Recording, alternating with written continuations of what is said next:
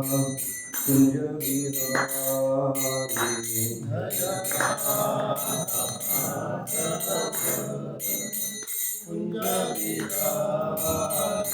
जय गोपी गिरधारी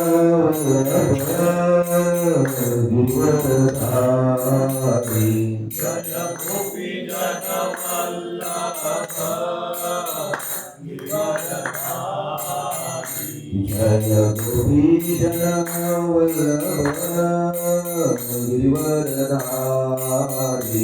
जय गोपी जन वल्लभ गिरधारी जय यशोदानन्दन भज जनरञ्जन यशोदानन्दन भज जनरञ्जन यशोदानन्दन भज जनरञ्जन यशोदानन्दन भज जनरञ्जन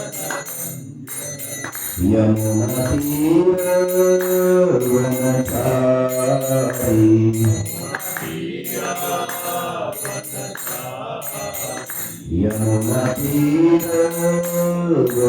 यमुनातीरवनचारी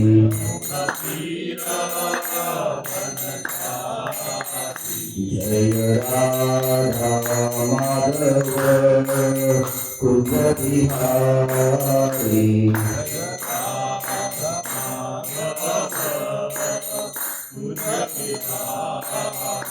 जय राधा माधव कुंज बिहारी माधव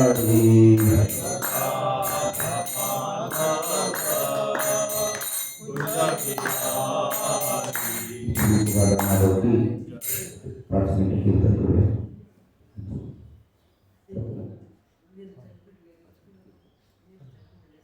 नमो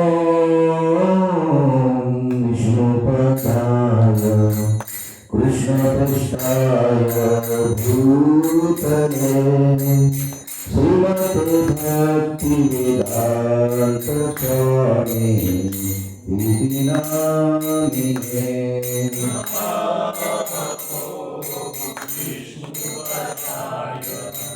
कृष्णपृष्ठाय भूतले श्रीमते भक्तिवेदान्त स्वामी इति नामिने नमस्ते सरस्वती देवी गौरवाणी प्रचारिणे निर्विशेष शून्यवादी पाश्चात्य देशकारिणे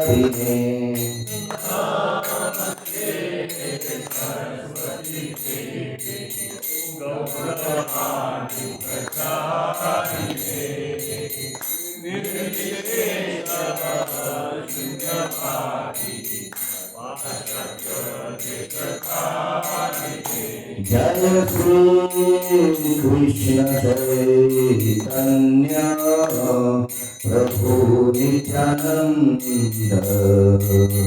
श्री अद्वैत गदाधर श्रीवासादि गौर भक्तवृंद जय श्री कृष्ण चैतन्य प्रभु नित्यानंद श्री अद्वैत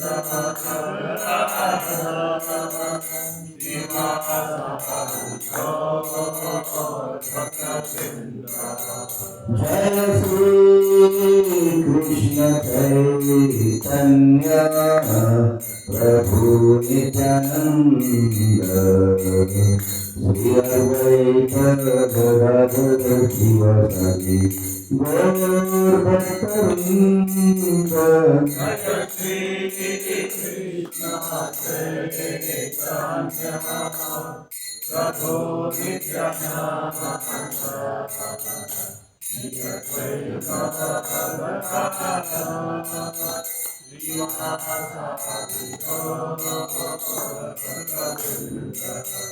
जय श्री कृष्ण चैतन्य प्रभु Nityanand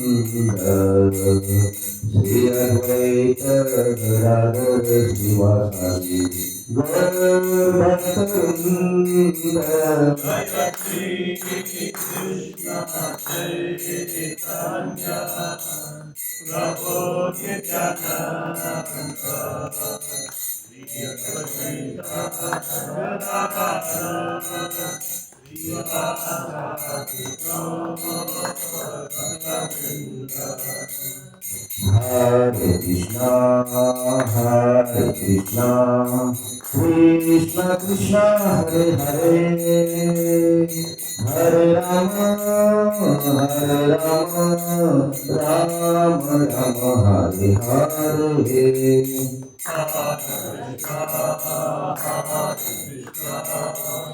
Krishna Krishna Hare Hare Hare Rama Hare Rama Rama Rama Hare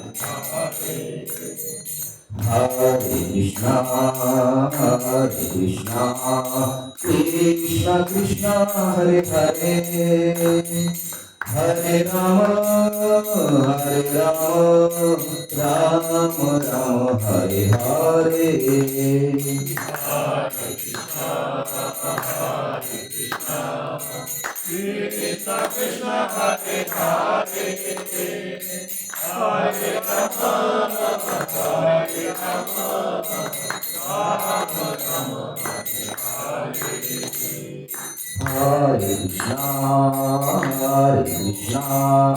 Krishna Krishna Hare Hare Hare Rama Hare Rama Rama Rama Hare Krishna, Hare Krishna, Krishna Krishna, Hare Hare, Hare Rama, Hare Rama, Rama Rama, Hare Hare.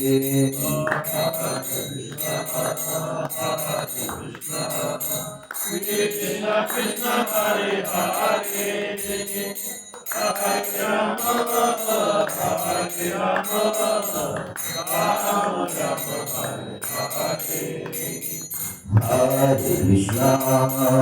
Hare Krishna, Hare Krishna, Krishna Krishna, Hare Hare, Hare Rama, Hare Rama, Rama Rama, Hare Hare.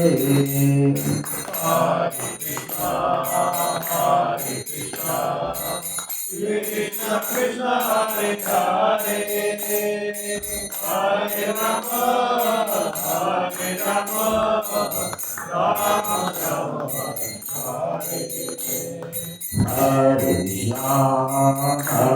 Krishna, Hare Krishna, Krishna Krishna, Hare Hare, Hare Rama, Hare Rama, Rama Rama, Hare Hare. Krishna Krishna Hare Hare Hare Rama Hare Rama Rama Rama Hare Krishna, Hare Krishna, Krishna Krishna, Hare Hare, Hare Rama, Hare Rama, Rama Rama, Hare Hare.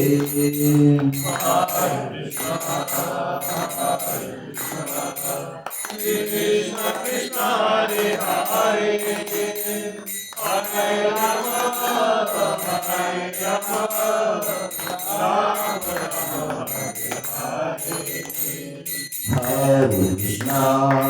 Hare Krishna, Hare Krishna, Krishna Krishna, Hare Hare, Hare Rama, Hare Rama, Rama Rama, Hare Hare.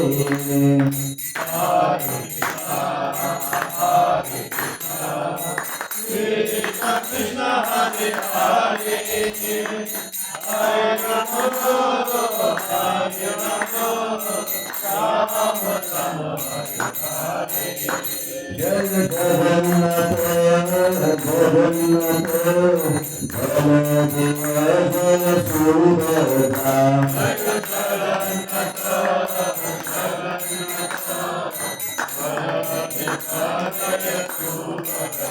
जय जगन्नाथ जगन्नाथ बलदेव जय सुभद्राम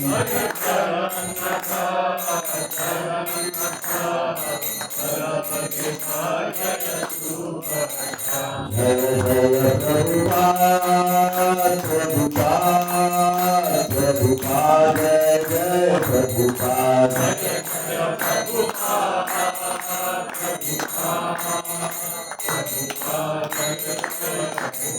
जय जय गुरुदेव गुरुदेव गुरुदेव जय जय गुरुदेव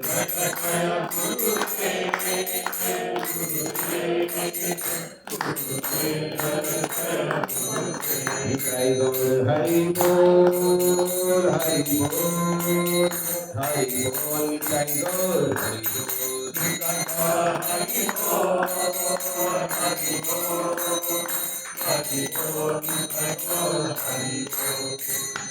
निताई गौर प्रेमानंद हरी हरी बोल.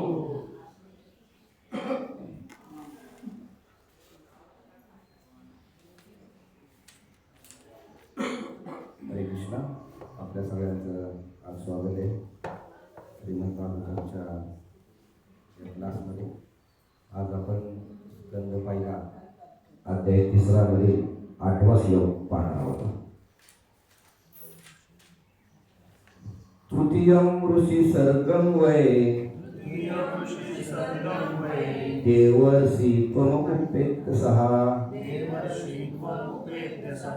तंत्रं सात्वतम् आचष्ट नैष्कर्म्यं कर्मणाम् अतः यतः. तृतीयं ऋषि सर्गं वै देवर्षि त्वमुपेत्य सहा तंत्रं सात्वतम् आचष्ट नैष्कर्म्यं कर्मणां यतः.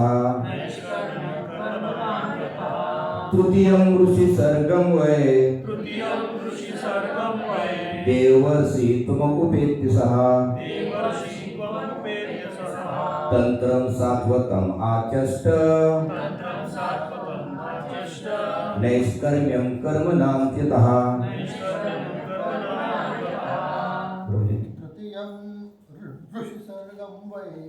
तृतीयं ऋषि सर्गं वै देवर्षि त्वमुपेत्य सहा तंत्रं सात्वतम् आचष्ट नैष्कर्म्यं कर्मणां यतः.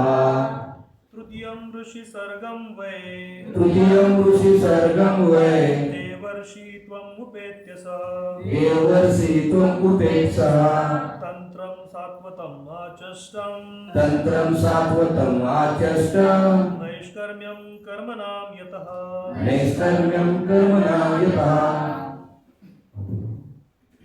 तृतीयं ऋषि सर्गं वै देवर्षि त्वमुपेत्य सहा तंत्रं सात्वतम् आचष्ट नैष्कर्म्यं कर्मणां यतः. तृतीयं ऋषि सर्गं वै देवर्षि त्वमुपेत्य सहा तंत्रं सात्वतम् आचष्ट नैष्कर्म्यं कर्मणां यतः. तृतीयं ऋषि सर्गं वै देवर्षि त्वमुपेत्य सहा तंत्रं सात्वतम् आचष्ट नैष्कर्म्यं कर्मणां यतः.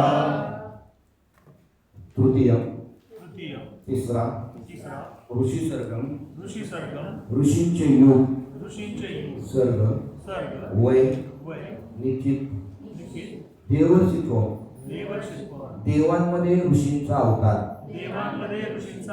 उपेत्य स्वीकार करून स्वीकार्य सहा सह तो तो तंत्रम तंत्र वेदांचे प्रकटीकरण वेदांचे प्रतिकरण सात्वतम सात्वतम जे विशेष करून प्रेममय भक्ती संबंधात आहे जे विशेष करून प्रेममय भक्ती संबंधात आहे आचष्टम आचष्ट एकत्रीकरण केले एकत्रीकरण केले नैष्कर्म्यम निष्कर्म्यम फल उत्पन्न न करणाऱ्या फळ उत्पन्न न करणारे कर्मणाय कर्मणाम कर्माची कर्माची यथा यतः ज्यापासून ज्यापासून भाषांतर भक्तिदास स्वामी श्री प्रभुपाद की जय भगवंतांनी ऋषी सर्गामध्ये देवतांमध्ये श्रेष्ठ ऋषी असलेल्या देवर्षी नारदांच्या रूपाने तिसरा 27 अवतार धारण केला. त्यांनी वेदांची निष्काम कर्माची प्रेरणा देणारी आणि विशेष करून प्रेममय सेवेसंबंधी भक्ती अशी विवरणे प्रकट केली. तात्पर्य भक्तिदास स्वामी श्री प्रभुपाद की जय भगवंतांचे 27 अवतार असलेले ऋषीश्रेष्ठ नारद हे सर्व विश्वात भगवंतांच्या प्रेममय सेवेचा भक्तीचा प्रचार करीत असतात. संपूर्ण विश्वातील आणि वेगवेगळ्या ग्रहलोकातील तसेच जीवयोनीतील सर्वच महान भगवभक्त त्याचे शिष्य आहेत. श्रीमद भागवताचे रचनाकार श्री व्यासदेव हे सुद्धा श्री नारदांच्या शिष्यांपैकी एक आहे. महर्षी नारद हे नारद पंचरात्राचे ग्रंथकार आहेत. त्या ग्रंथात वेदांचे प्रकटीकरण विशेष करून भगवंतांच्या प्रेममय सेवेकरता भक्तीकरता केलेले आहे. हे नारद पंचरात्र कर्मी किंवा सकाम कर्मी जनांना सकाम कर्म बंधनातून मुक्ती मिळवण्याकरता शिक्षण देते. बद्धजीव हे प्राय सकाम कर्माने आकर्षित होत असतात, कारण आपल्या स्वतःच्या कर्माच्या द्वारा त्यांना जीवनाचा उपभोग घेण्याची इच्छा असते. सर्व विश्व सर्व जीव योनीतील सकाम कर्मी जनांनी भरलेले आहे. सकाम कर्मामध्ये सर्व प्रकारच्या आर्थिक विकासाच्या योजनांचा समावेश असतो, परंतु प्रकृतीचा नियम हा आहे की प्रत्येक कर्माला परिणामी त्याची प्रतिक्रिया असते आणि जो कर्माचा कर्ता असतो तो अशा फलोन्मुख प्रतिक्रियांनी बांधलेला असतो. मग त्या कर्माच्या प्रतिक्रिया शुभ असोत वा अशुभ. शुभ कर्माची प्रतिक्रिया तुलनात्मक दृष्टीने भौतिक उत्कर्ष भरभराट ही आहे आणि अशुभ कर्माची प्रतिक्रिया तुलनात्मक दृष्टीने भौतिक दुःख ही आहे. परंतु अशा तथाकथित सुखात उत्कर्षात किंवा तथाकथित दुःखात ज्या भौतिक अवस्था असतात त्या सर्व अवस्थांचा शेवट केवळ दुःखातच होतो. जे मूर्ख भौतिकवादी आहेत त्यांना बिनशर्त मुक्त अवस्थेतील शाश्वत सुखाची प्राप्ती कशी करावी याची माहिती नसते. श्री नारद मुनी या मूर्ख सकाम कर्मी जनांना सुखाच्या सत्यत्वाचा अनुभव कसा येतो हे सांगतात. ते जगातील अशा रोगग्रस्त लोकांना मार्गदर्शन करतात की कशा प्रकारे आपला वर्तमान व्यवसाय आपल्याला आध्यात्मिक मुक्तीच्या मार्गाकडे उन्मुख करतो. एक वैद्य दुधाच्या एक प्रकारच्या पदार्थाचे सेवन करण्याने झालेल्या अपचनाचा त्रास दूर व्हावा म्हणून रोग्याला दही रूपातील दूधच सेवन करण्याचा सल्ला देतो. म्हणून रोगाचे कारण आणि उपचार जरी सारखेच असले तरी देखील तेथे नारदांसारख्या अनुभवी वैद्यांचे मार्गदर्शन आवश्यक आहे. भगवद्गीता देखील आपल्या कष्टाच्या फळांनी भगवंतांची सेवा करण्याचे हेच निदान करते. यामुळे मनुष्य नैष्कर्म्य मार्गावर अथवा मुक्तीच्या मार्गावर अग्रेसर होतो. ओम ज्ञानांजनं शलाकया चक्षुरुन्मीलितं येन तस्मै श्रीगुरुवे नमः. श्रीचैतन्य मनोभीष्टं स्थापितं येन भूतले स्वयं रूपं कदा मह्यं ददाति स्वपदान्तिकं. वन्देऽहं श्रीगुरु श्रीयुतपदकमलं श्रीगुरून् वैष्णवान् च श्रीरूपं साग्रजातां सहगण रघुनाथान्वितं तं सजीवं साद्वैतं सावधूतं परिजनसहितं कृष्णचैतन्यदेवं श्रीराधा कृष्णपादान् सहगण ललिता श्रीविशाखान्वितां च. हे कृष्ण करुणा सिंधु दीनबंधु जगत्पते गोपेश गोपिकाकांत राधाकांत नमस्तुते. तप्तकांचन गौरांगी राधे वृंदावनेश्वरी वृषभानुसुते देवी प्रणमामि हरिप्रिये. वाञ्छाकल्पतरुभ्यश्च कृपासिन्धुभ्येव च पतितानां पावनेभ्यो वैष्णवेभ्यो नमो नमः।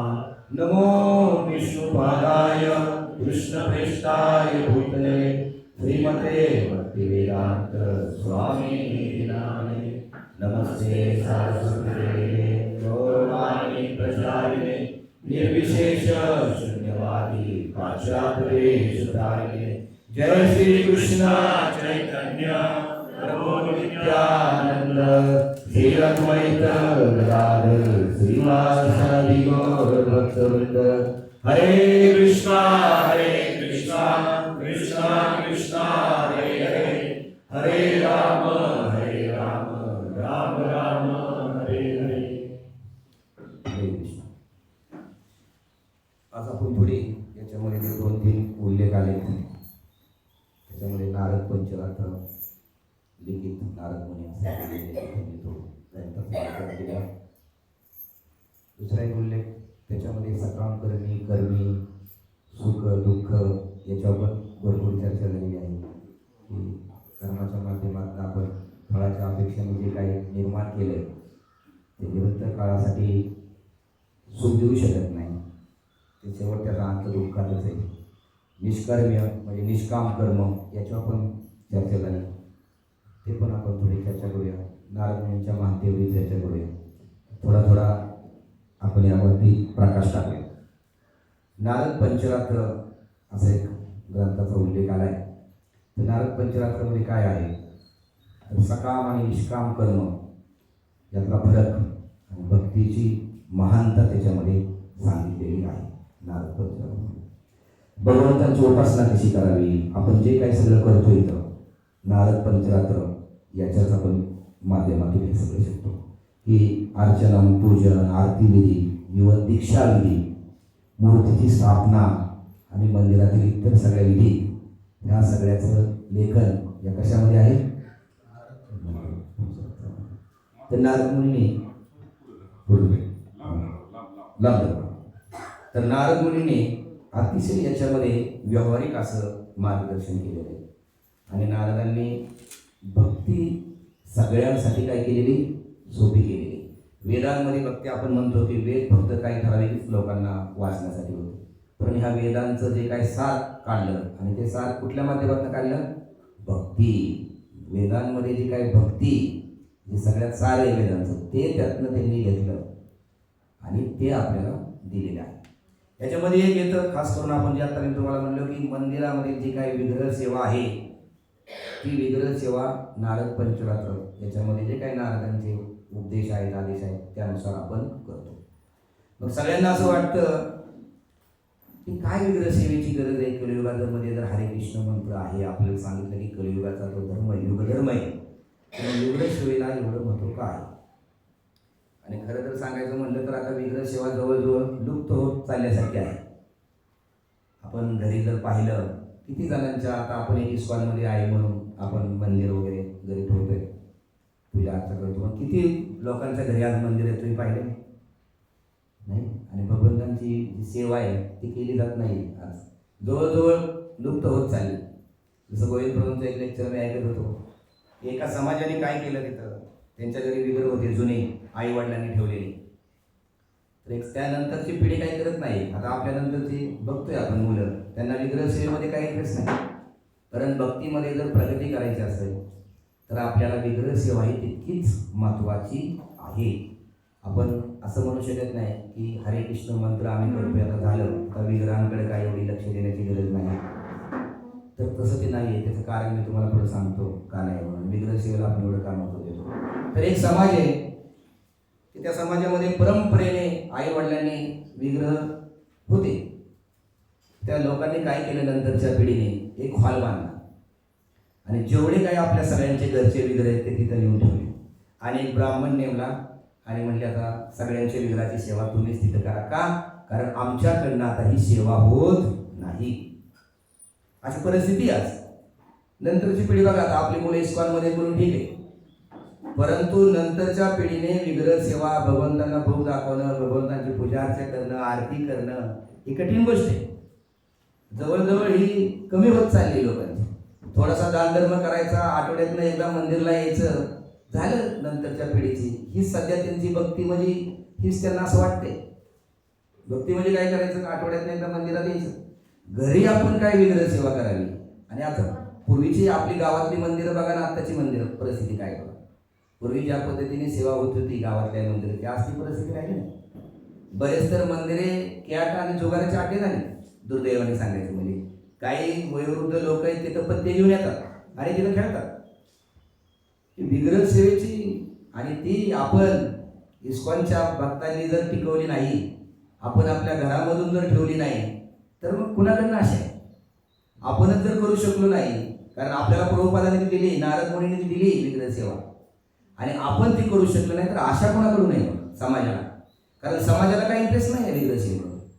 गावामध्ये तुम्ही पहा, यात्रा असते पण त्याच्या नावाखाली बाकीच मनोरंजनाचे कार्यक्रम असतात. आमच्या गावात सप्ताह ठेवायचा का यात्रा ठेवायची म्हणजे सप्ताह नंतरच्या वेळी ठेवा.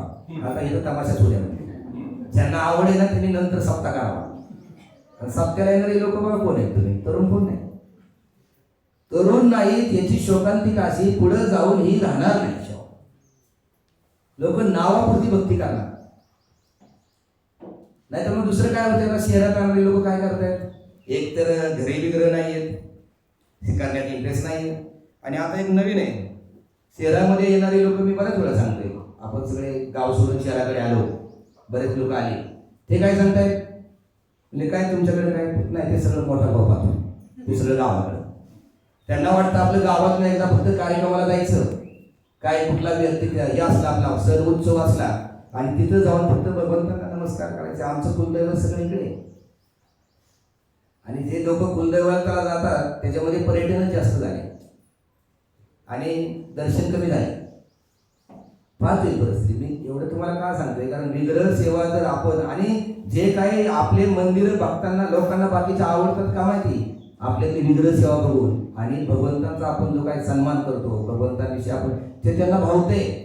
कारण त्यांना आतून जाणीव आहे की आपण हे करत नाही आणि इस्कॉन करतंय, म्हणून आपण ही टिकवण्याची गरज आहे. म्हणून ही आपण विग्रह सेवा टिकवली पाहिजे, विग्रहांची काळजी घेतली पाहिजे. म्हणून जे लोक अजूनही विग्रह सेवेला येत नाही त्यांनी या. माझ्या प्रत्येक गोष्टीमध्ये सांगण्यामागे थोडा स्वार्थ आहे. विग्रह सेवेला तुम्ही या. ज्या माताजी इथं किचनमध्ये सेवा करत नाही त्यांनीही या. का, कारण हे टिकलं पाहिजे. प्रभुपादांनाही माहिती होतं विग्रह सेवा कठीण आहे म्हणून.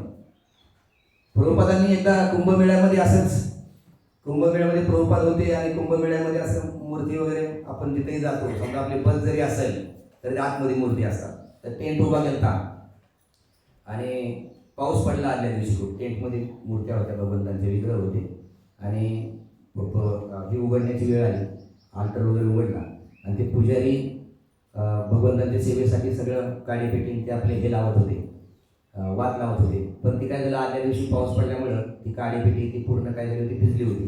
किती प्रयत्न करतायत काय पेटतच नाही. म्हणून मी म्हणालो की विग्रह सेवेला पेशन्स लागतो. सगळ्या गोष्टी जिथल्या तिथं ते आपल्याला नको आहे, आपल्याला संयम नको आहे. मंत्र आपल्याला बरं वाटतं म्हणायचं, आपलं पटपट झालं चला. तर ते मग ते इतके ते घाबरायला लागले, कारण प्रभुपाद वाट बघतायत, प्रभुपाद समोर आहे. आपल्या समोर जर गुरु महाराज असतील आणि आपल्याला आरतीची संधी असेल आणि अशा वेळेस जर ती काळीच पेटत नाही तर कठीण परिस्थिती. तर त्या प्रभूजींची पण खूप कठीण परिस्थिती होती. पण प्रभुपाद समजून घेतो, प्रभुपादांनी ठीक आहे, हरकत नाही. म्हणूनच कलियुगामध्ये फक्त हरे कृष्ण मंत्र सांगितलाय. त्या बाकी सेवा आणि त्या योग्यतेने करणं. आता जसं शालिग्राम हरी प्रभूजी आणि काही भक्त विग्रह सेवेचे ट्रेनिंग घेऊन आले, ते सांगतायत आपण अर्धा टक्का, किती टक्के प्रभूजी आपण करतोय त्यातलं, खूपच लांब आहे आपण त्यातून. म्हणजे ह्या साधारण गोष्टीत उच्च दर्जाचे सांगितली विग्रह सेवा तर सोडूनच द्या. प्रभू म्हणतायत ह्या जे आपल्याला दिलं स्टँडर्ड हे फार उच्च दिलं नाहीये, त्याच्यापासूनच आपण खूप लांब आहे की आपण 1% नाही आपण जिथं करतोय ते. अशी परिस्थिती प्रभुपाद होतात. असं जरी प्रभुपाद म्हणले असले की कलियुगामध्ये, म्हणूनच कलियुगामध्ये हरिनाम सांगितले, तरी प्रभुपादांचं तुम्ही जर जीवन पाहिलं, प्रभुपादांचा जर तुम्ही प्रवास पाहिला, प्रभुपादांनी जागोजागी विग्रहांची स्थापना केली. आणि एवढे प्रभुपादांना माहिती होतं की एवढे स्टँडर्ड मी यांना आता सांगायला वेळ नाही आणि यांना प्रॅक्टिस करायला वेळ नाही, तरी प्रभुपाद त्यांना ते विग्रह देऊन गेले. याच्यावरनं विग्रहांचं महत्त्व लक्षात घ्या. प्रभुपादांना माहिती होतं की हे भक्त एवढे स्टँडर्ड करू शकणार नाहीये, प्रभुपादांना एवढा वेळही नव्हता, तरी प्रभुपादांनी फक्त हरिनाम नाही दिलं, जिथं जिथं जायचं तिथं मंदिराची स्थापना करून सुंदर सुंदर विग्रह तिथल्या भक्तांना दिले. तेही भक्त नवीन होते, त्याचेही बरेच किस्से येतात. एकदा तर भगवान प्रभुपाद जगन्नाथजी बलदेव सुभद्रामाई स्थापन करून गेले आणि परत त्या ठिकाणी आले तर तिथं जगन्नाथजीच नव्हते.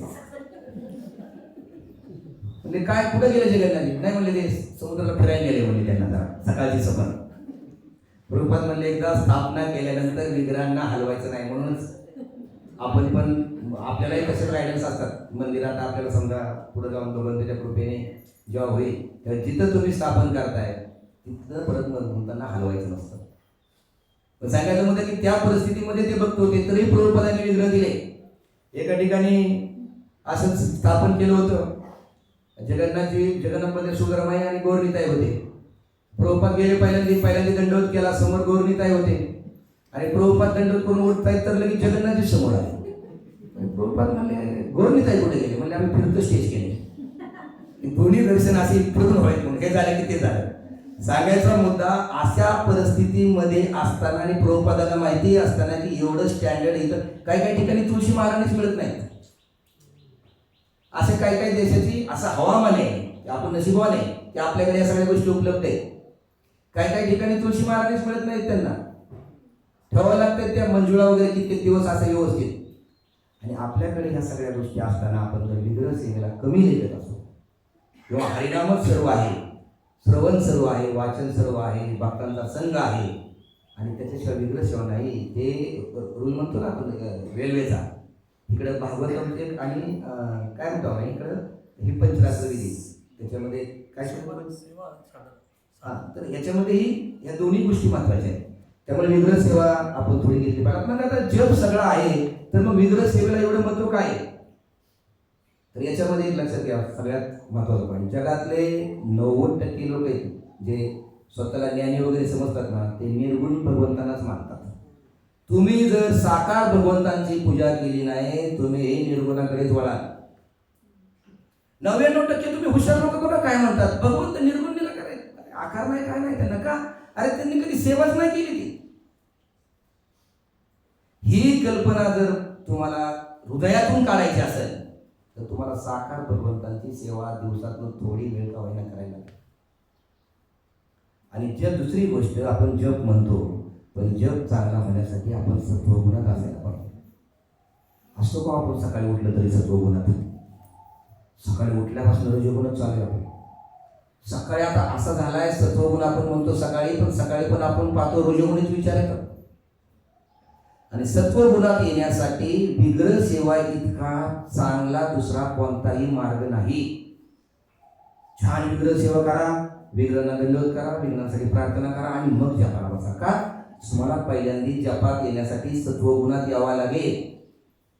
आणि सत्वगुणासाठी तुम्ही न येता जर तुम्ही जपाला बसाल तर तुमच्या मनामध्ये सगळे रजोगुण आणि तमोगुणी विचार जप करताना पण येतील. म्हणून काय जे जपामध्ये सुधारणामध्ये जे सांगतात ते सांगतात की तुम्ही काही मंत्र आले म्हणा. फारच तुमचं मन डिस्टर्ब असेल तर थोडं प्राणायाम पण करा. अशा भूमिकेत राहू नका की मी आता रजो तमोगुणात जपाला बसला मी सत्वगुणात येईल, या भावनेने सतत तुम्ही जर विचार करत असाल मी जप करतो, थोडं जरा छान शांत मनाला वाटावं. आपण आधी शांत होऊन मग कर ना. अक्षरशः त्याच भावनेत तुम्ही सतत तसा असाल तर तुम्ही त्याच भावनेत राहाल. ठीक आहे, जग तुम्हाला शांती देतो, छान वाटतं मनाला, पण छान होऊन करता काय येऊ नाही शकत का? दरवेळेस जपाचा ह्यासाठीच आधार घ्यायचा. तू खूप छान वाटतं, खूप टेन्शन आले ना, मी माळ हातात घेतली आणि जप इतकं रिलॅक्स. बरोबर आहे, ते त्याचं फळ आहे माहिती. अरे पण साधारण फळासाठी तू नामस्मरणाचा कशाला उपयोग करतो? तू आधी शांत हो, तुझ्या काय असत्या, तुझ्या काय फळाच्या इच्छा सगळ्या बाजूला कर. भगवंतांना सांग, भगवंता आता मी माझ्या पद्धतीने सर्व काय केलेलं आहे, आता जे काय होईल तुमच्या इच्छेने, आणि मग चॅन्टिंगला बस. बऱ्याच वेळा आपल्याला पहिली जाहिरात अशीच असते, जीवनातले सगळे प्रश्न जप करा, जीवनातले सगळे प्रश्न सुटतील. अरे पण प्रश्न सोडवण्यासाठी तू आधी थोडा प्रयत्न कर आणि मग तू चॅन्टिंगला बस. म्हणून सांगितलं जातं की तुमचं चॅन्टिंग जर तुमचं मन खूपच डिस्टर्ब असेल, थोडे प्राणायाम करा, थोडे त्याच्या आधी काही तुम्ही मंत्राचं उच्चारण करा आणि सगळं भगवंतांना सोपून मग जपाला बसा. म्हणून सत्वगुणामध्ये जर यायचं असेल, कारण विग्रह सेवा जितकी स्थिर आहे ना ती तुम्हाला गडबड चालतच नाही. त्यामुळे माणूस आपोआप सत्वगुणात येतो. बघा तुमच्या जपाच्या वेळेचं लक्ष आणि त्या विग्रह सेवामध्ये जे सेवा करतात त्यांना विचारा किती फरक आहे. तुम्हाला दुसरीकडे लक्ष द्यायला वेळच मिळत नाही. आपोआप तुमचं मन जास्त स्थिर होतं. जपात फार चान्स आहे तुम्हाला. कुठं कुठं आपण जाऊन येतो जपाच्या वेळेस. इथं काय जायला वेळ आहे तुम्हाला. इथं तुम्हाला संधीच नाही. एक झाली की एक. आणि एकटा जर असेल ना मग त्याचं विचारायलाच ना. एकट्याला तर कसलाच वेळ नाही विचार करायला. इथं मोबाईल घेता येत नाही. तिथं जरी आला आपल्याला जपाच्या वेळेस आपण सहज मोबाईल घेतो. इथं मोबाईल घ्यायला वेळ नाही. म्हणजे आपोआपच बाह्य जे सगळ्या गोष्टी आहेत ना त्या विग्रह सेवेमध्ये थांबून जातात. म्हणून विग्रह सेवेला कमी लेखू नका. जप जरी आपलं अंतिम सत्य असलं तरी जपाचं इतकं मनापासून पवित्र मनाने करण्याची आपलं हृदय अजून एवढं पवित्र नाही. आणि ते पवित्र करण्यासाठी विग्रह सेवा ही खूप महत्वाची आणि ती नारद मुनींनी आपल्याला दिली. आता थोडे झालं नारद पंचरात्र विग्रह सेवा. आता नारद मुनींविषयी नारद मुनींना यांना 27 अवतार म्हटलंय. असं कुठलंही युग नाही की ज्याच्यामध्ये नारदांचे शिष्य नाहीत. बघा किती महान आहेत नारद. दुर्दैवाने टीव्ही वाल्यांनी आणि बाहेरच्या जगांनी त्यांना खूप चुकीच्या पद्धतीने रेखाटलं. अशा कितीतरी महान व्यक्तींना या जगाने चुकीचं रेखाटले. काही काहींना कारण नसताना उदात्त केले आणि काही काहींना चांगलं असताना खराब केले. कर्णाला कारण नसताना एवढं उदात्त केले. जसं आपण म्हणतो संभाजी महाराज त्यांना कारण नसताना खराब केले. तसं नारद मुनी नाही की असं एकही युग नाही की त्या युगात त्यांचं नाही शिष्य नाही. म्हणून त्रेतायुग वाल्मिकींना त्यांनी सांगितलं की सर्वश्रेष्ठ व्यक्ती कोण. वाल्मिकीने विचारलं. त्यांनी रामाचं नाव सांगितलं. आणि वाल्मिकींचा पूर्व इतिहास काय आणि त्यांचे शिष्य काय साधारण नाहीत. ते काय साधे असे पूर्व कर्मातलं काही घेऊन आले चांगलं असे नाही. अशा लोकांचं परिवर्तन केलं की जे कुठंच नव्हते. आपण ते करू शकत म्हणजे आपण आता तर त्याचा विचारही करत नाही. पूर्वी असं प्रभुपादांनी दाखवलं की कुठल्याही कंट्रीतला असो आज आपण मुस्लिम इलाक्यामध्ये जाऊन प्रचार नाही करू शकत. आपण किती जरी म्हणलो की हरे कृष्ण महामंत्र सर्वांसाठी तरी आपली तेवढी शुद्धता नाही आपली तेवढी ताकद नाही की कोण मुस्लिम कंट्रीत जाईल. आपण एक ठराविक भागामध्येच जातोय. ही आपली अपूर्णता आहे. हे आपल्या प्रचाराची अपूर्णता आहे. आपण ते करू शकत नाही. पण नारद मुनीने काहीच नाही पाहिलं. नंतर सत्ययुगामध्ये प्रल्हाद महाराज ध्रुव महाराज आणि शिष्य काय स्टँडर्डचे केले. प्रल्हाद महाराज काय म्हणले भगवंतांना काय हवं तुला. तर भगवंतांना ते म्हणले की तुमच्यावर प्रेम करणारा जोपर्यंत तुमच्यावर प्रेम न करणारा जोपर्यंत एक व्यक्ती या जगात शिल्लक आहे तोपर्यंत मला या जगात ठेवा. बघा कसे शिष्य बनवले. तुमच्यावर प्रेम न करणारा एक व्यक्ती या जगात आहे तोपर्यंत मला या भौतिक जगातच राहू द्या. मला सगळ्यांना तुमच्याकडे आणायचे. आपल्या सगळ्याला बोलवलं जायचंय. कोणी कधी विचार केला का अजून एखाद्याला घेऊन बरोबर जाऊ. येतच नाही मला. आपल्या पत्नीचा मुलांचा तरी विचार येतो का. असतं तर आपण त्याला ट्रेनिंग दिलं असतं. आपल्या डोक्यात येतच मला भगवत धामात जायचंय. आपल्याला हेच ऐकलंय. पण आपण आधी कधी मनात असा विचार केलाय अजून 2-3 घेऊन जायचे ना. म्हणून जे प्रचार करतात ना ते भक्त खूप महान आहेत. का त्यांच्या मनात इच्छा आहे की अजून कोणीतरी यांचा वाटा जावा. रगत तुम्हाला प्रवचन देता येत नसेल पण प्रचारामध्ये फक्त प्रवचनच नाहीये बाकी इतरही गोष्टी आहेत त्याच्यात सहभाग घ्या. प्रल्हाद महाराजांचा मूळ कुठल्या प्रकारचा आहे. आपल्याला इथं थांबायचं नाहीये. कोण जर म्हणलं थांबतो का अजून काय जन्म इथं कोण हात वर करेल आपल्याला. आताच व्हायचं लागलोय आपण. कोणाची इच्छा आहे पण प्रल्हाद महाराज म्हणतात मी थांबील. म्हणून प्रचारक हा खूप महान आहे. त्याला विशेष गुरूंची शक्ती आहे. प्रचार कुणी नाही करू शकत. हे लक्षात घ्या. प्रचार कुणाचंही काम नाही. तुम्ही किती तुमचं ज्ञान असू द्या काही असू द्या मला बोलता येते छान येते पण तुम्ही प्रचारक व्हालच म्हणून चांगले.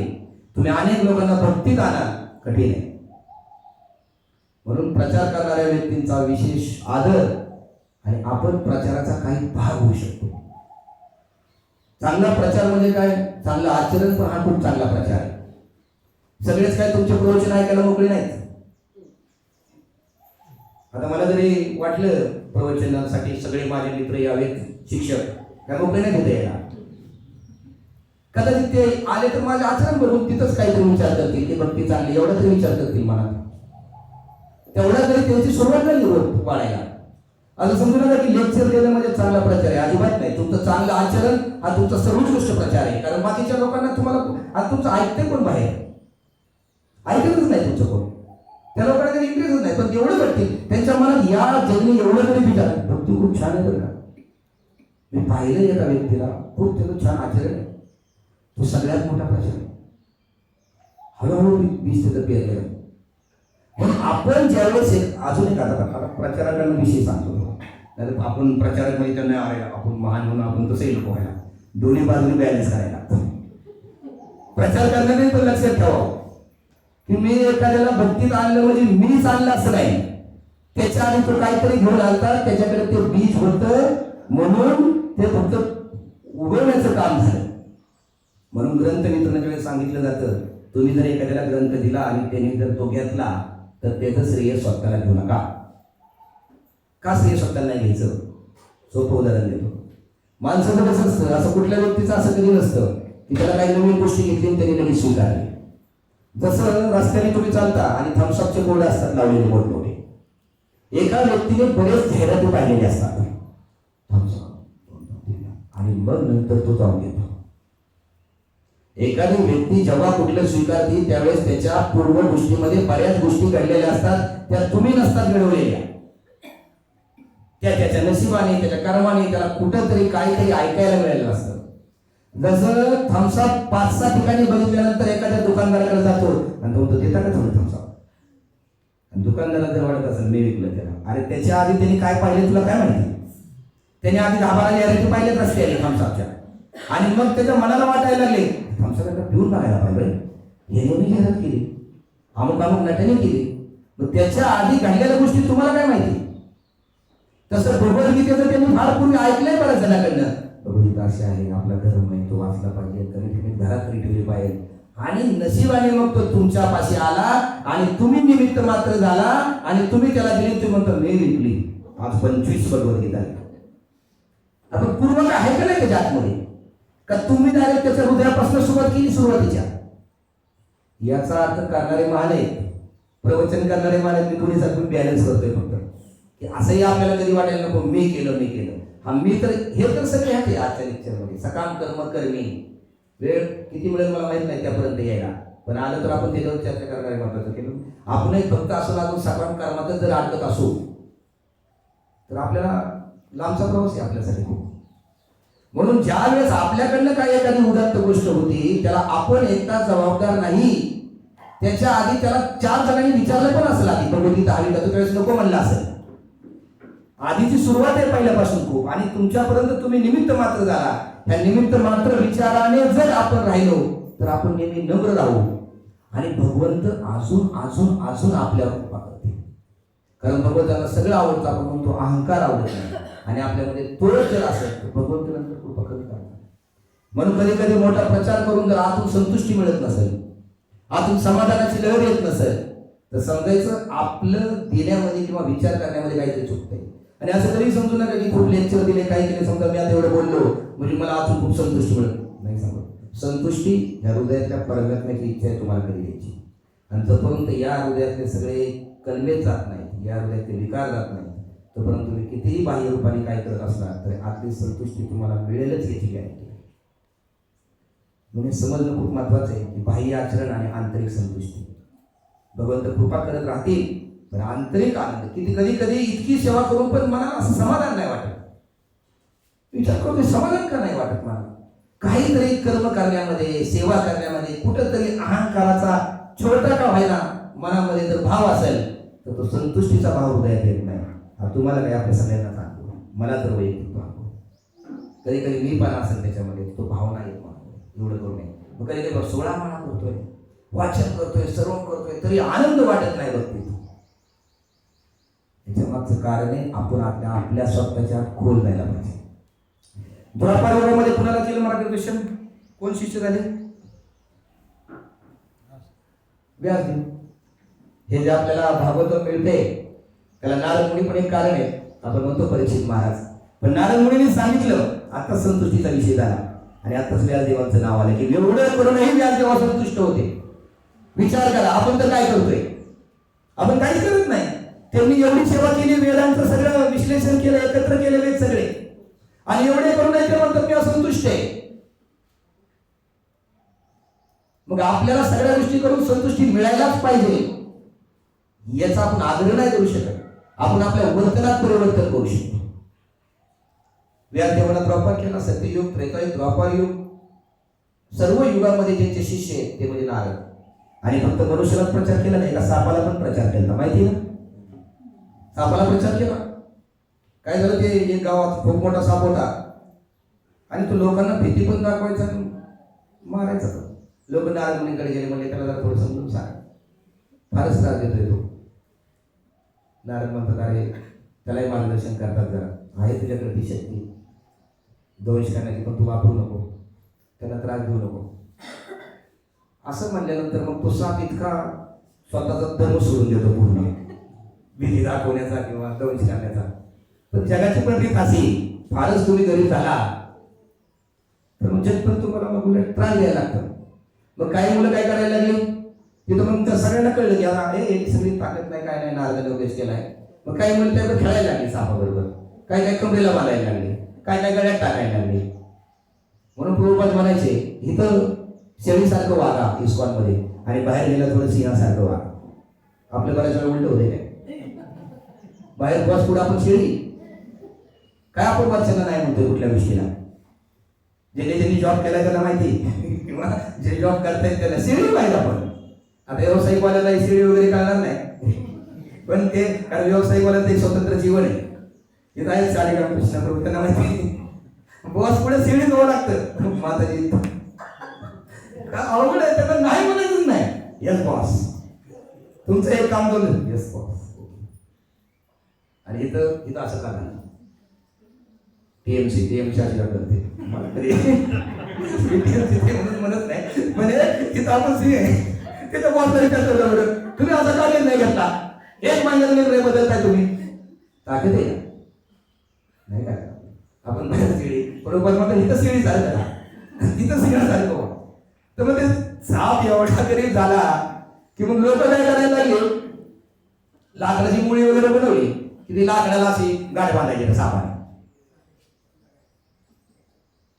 नारद मुनीला कळलं बाबा याला जन्मात आल्या सगळे झाले. म्हणा तू एवढं काय करून घेतलं, तरीच मला सांगितलं होतं कुणाला काय म्हणा, अरे तू हिंस होऊ नको, मारू नको, पण आवाज तरी टाक कमी कर. म्हणून नारद मुनीने असं काय कोण सोडलं की त्याला सल्ला नाही दिला. सापालाही त्यांनी शिष्यत्व दिले, मार्गदर्शन केले. असे महान नारद मुनी ज्यांना 27 अवतार आपण म्हणतो. रावणाला भेटायला गेले एकदा. आता आपण सुरुवातीला नारद पंचरात्र पाहिलं, आता नारद मुनीची थोडी महानता पाहू. आपल्या डोक्यात अजून ते टीव्हीतले वगैरे जर असेल काय, आपल्याकडे राहणारच नाही, पण कधी कधी आपण बाहेरच्या जगाला तरी आपण पटवून द्यायला पाहिजे. रावणाला भेटायला गेले, रावणाला सांगितलं की सीतादेवीला सोडून दे, त्याच्यामुळे सगळे तुझ्या जीवनात प्रश्न आहेत. रावण म्हणले हो का नारद मुनी, बाकी सगळं तुमचं ऐकलं, पण सीतादेवीचं जर नाव काढलं तर मी तुम्हालाही सोडणार नाही, मारून टाकेल. नारद मुनी म्हणले ठीक आहे, मी परत एकदा तुला सांगतो, तू सीतादेवीला सोडून दे, तुझ्या जीवनामध्ये जे काय दुःख आहे, ते काय कष्ट आहे त्याच्यामध्ये. रावण चिडतो, तलवार काढतो आणि नारद मुनींच्या शरीरावरती वार करतो. एक वार करतो, तलवार झाली त्यांच्या शरीरातनं पलीकडे जाते. दुसरा वार करतो, तिसरा करतो, शरीरातनं तलवार पलीकडे जायची, शरीराला टच पण नाही. नारद मुनी कोणत्या स्तरावरती शेवट त्यांचं रावण पाय धरतो आणि रावण नारद मुनीला म्हणतो की तुमचं असं काय दिव्य शरीर आहे जे मला प्राप्त करायचं आहे. एवढं दिव्यत्व आहे तुमचं शरीर, म्हणून ते कुठेही भ्रमण करताय, साधारण नाही. तर इतकं दिव्यत्व तुमचं रावणाचं एक होतं. दुसऱ्याकडे काय चांगलं असतं की आपल्याला असं वाटायचं. आपण त्याच कॅटेगरीतले थोडं थोडं टाळतो फक्त आपण, दुसऱ्याची गाडी वगैरे असं आपल्याला. आणि काय फार करत नसतो. तुमचे भक्त तिथं जाऊन काचा खाली घ्यायला लागतात आणि लांबनं काचा खाली घेतो, तरी आपल्याला आणि मध्ये लांब सुद्धा काच वर खाली लांब, पण हे सगळं बसायला कंपन. दुसऱ्याकडे जे काय आहे रावण त्यात पण होता, काय तुमचं मला मिळेल का, त्यासाठी काय केलं, नम्र झाला तो नारदांमुळं. सांगायचा मुद्दा, नारद मुनीची महानता पहा. आणि नारदांनी फक्त शिकवणी दिल्या नाहीत, तर भगवंतांच्या लीलेमध्ये पण भाग घेतला. म्हणून आपण पण नुसत्या जगाला शिकवणी नाही द्यायच्या, सेवेत पण भाग घ्यायचा. है ना? जेवढ्या काही सेवा आपल्याला करता येतील तेवढ्या सेवा आपण काय करायच्या नाही तर नुसतं शिकवणीच देत राहिलं तर काय होणार? नारद तसं नाही केलं. किती लिहिलं ते नारद, प्रत्येक लिहिलं नारद येत. कंसाला सांगितलंय मोजू बाई पाकळ्या, 8 फुटनं सुरुवात केली, पहिले फुटनं तू सुरुवात करणार. आणि जेव्हा देव पण जाऊन म्हणायचे नारद थोडं पडलं पाहिजे, तर हे खूप स्लो चाललंय, जर असं जर चाललं तर कधी भगवंत प्रकट व्हायचे, कधी आमचा उद्धार व्हायचा. नारद बरोबर डोकं चालून असं काही त्या पुढच्याच्या मनामध्ये भ्रम निर्माण करायचे त्याने लिहिलं. पण म्हणून त्याला म्हणतात देवर्षी. देवर्षी म्हणजे जसं राजश्री म्हणतो की म्हणजे राजा असूनही तपस्वी जर तो राजश्री. हे कठीण आहे खूप, राजा असूनही तपस्वी जगणं, कारण भोग सगळे बाजूला आहेत, कठीण आहे. तसं देवांमध्ये राहून पण देवर्षी होणं खूप अवघड आहे, कारण देवांचं जीवनच काय, स्वर्ग आहे तिथं सगळा, अप्सरा आहे, सगळ्या गोष्टी तिथं. आणि त्याच्यामध्ये राहून ऋषी सारखं तपस्वी जगणं हे नारदाशिवाय कोण करू शकतो? देवांमध्ये ऋषी कोण आहे का दुसरे? कुठल्या देवांच्या पुढे ऋषी लावलाय का शब्द पुढे मागे? ते भोगाचं जीवन आहे तिथं, तेच इथे यायला बघताय. म्हणजे तिथे नुसतं भोग आहे, इथं थोडा भोग आहे, त्याग आहे, भोग आहे, त्याग आहे, इथून काहीतरी आमचा उद्धार आहे, म्हणून ते इथं व्याकुळ येते यायला इथं. आणि त्यांचं जीवन इतकं समोर भोग आहे की टाळणंच अवघड आहे. म्हणून आपण जर एखादा भोग टाळला त्या परिस्थितीची पण आपल्या कृपा आहे, ईश्वराची कृपा आहे, भगवंतांनी काही गोष्टी अशा घडून आल्या की आपण टाळू शकतो. पण तिथं सततच जर तुमच्या समोर भोग असेल तर टाळणं कठीण आहे. बाकी देवांना ते जमत नाही, म्हणून देवश्री, एखादी राजश्री, जनक महाराज वगैरे आपण त्यांचं उदाहरण घेतो राजश्रीमध्ये, की ते जरी राजा जरी होते तर ते सगळ्या आसक्तीपासून अत्यल्प होतं. त्यांचा एकदा महाल जळाला, ठीक आहे म्हणजे ते माझा कुठे, हे राजश्री झालं. महाभारतामध्ये पण असं एक उदाहरण येतं की ज्यांनी आपल्या जीवनामध्ये सगळे भोग उपलब्ध असताना ते भोग त्यांनी त्यागले, ते म्हणजे भीष्मदेव, म्हणून त्यांना आपण 12 महाराजांपैकी म्हणतो. साधारण गोष्ट नाही.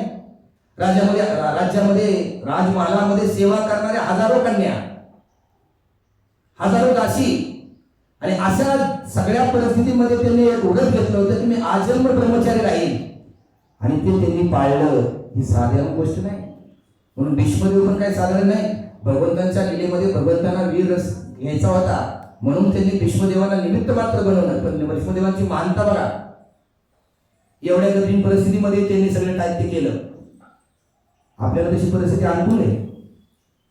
कधीतरीच आपल्याला फक्त बाहेर कुठं गेलं तर बिगर कांदा लसणाचं खायला लागतं, आणि त्यावेळेस आपल्याला टेन्शन किती अवघड आहे. सगळे लग्नातले 1000 लोक कांदा लसणाचं खात आहेत आणि मी एकटाच वेगळं कसं जगापेक्षा व्हायचं. थोडा त्याग करायचा आपल्याला, जास्त त्याग नाही. आपल्याला कधी कधी इतर बाहेरच्या जगामध्ये गेल्यानंतर पाहुण्यांसमोर जप करायचा. आता मला वाटते कोणला असते का नाही माहित नाही, पण सुरुवातीला फार मजा असते. मला अशी मागे लपून चाललेली असते, खिशात मान. अरे कुणाला लाजू नका, काय नका, मोकळेपणाने सगळ्यांसमोर हरे कृष्ण महामंत्राचा जप करा, आणि आपले जे बेसिक 4 नियम आहेत ते पाळा. हे उदाहरण असं सांगतात की त्यांनी अशा कठीण परिस्थितीमध्ये ह्या अतिउच्च दर्जाचं आचरण दाखवलं. आपल्यासाठी अतिशय क्षुल्लक आचरण आहे, आणि या आचरणासाठी तुम्ही भक्तीची वाढ आहे ती थांबू नका. असे हे नारद मुनी, ही नारद मुनीची महानता आहे. आणि आता आपण आपल्या, आणि अजून एक फक्त सांगायचं की हे जे सगळे शास्त्र आहे जे व्यासदेवाने आपण म्हणतो लिखित स्वरूपात लिहिलं, पहिले लिखित स्वरूपात नव्हतं. हे ज्ञान कसं यायचं? गुरुंकडे, शिष्यांकडे श्रवणाने यायचं, आणि त्यांच्या ती लक्षात राहायचं. ही खूप मोठी गोष्ट आहे लक्षात आहे. गेल्या प्रवचनात आपण काय शिकलो? अवघड आहे. मला वाटलं तुम्ही थोडा एक डायलॉग तरी सांगाल, तेवढाही लक्षात असेल.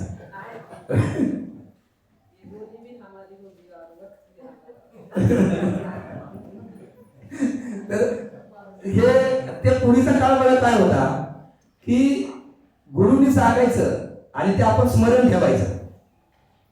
आज हा श्लोक मी आधी माधुरी भक्तीकडनं 2-4 वेळा म्हणून घेतो. मला संस्कृत काहीच येत नाही. मी माझ्या लेक्चरमध्ये कधी संस्कृत कुठला श्लोकच नाही सांगितलं, कारण मला ते जमत नाही. प्रयत्न करायला पाहिजे, पण बघू आता कधी होत आहे. पण मी 2 वेळा म्हणून सांगतो परिस्थिती काय, आपल्या स्मरणाचा काय प्रॉब्लेम झालाय लक्षात राहत नाही. हे फार छान श्लोक मानतात अमर शिंदे बरोबर. त्यांचं भगवद्गीतेचं ऐकत राहावं वाटतं. तर श्लोक एक पवित्रता आणतात आपल्या उदयाला. तर स्मरणाचा आपला असा प्रॉब्लेम आहे की लक्षात राहणं कठीण आहे, आठवतच नाही. आता आजचं उद्या विचारल्या लेक्चर मधले पॉईंट कुणाला सांगता येणार, येणार नाही सांगता, मला येत नाही. तर मी वहीच घेतली नसते जवळ. 500 वर्षापूर्वी ते 5,500 वर्ष रूप गोस्वामी, सनातन गोस्वामी, जीव गोस्वामींनी यांनीही बरेच सगळ्या शास्त्र, सगळी शास्त्र वाचले आणि ती भक्तीसाठी भक्ती कशी मुख्य दिली त्याचा सार त्यांनी काढून आपल्याला दिलं. त्यावेळेस तरी कुठे एवढे ग्रंथ होते, पण त्यांना एखाद्या श्लोकाचा संदर्भ द्यायचा म्हणलं तर महाभारतातला एखादा श्लोक वाचायला सांगायला लागायचा.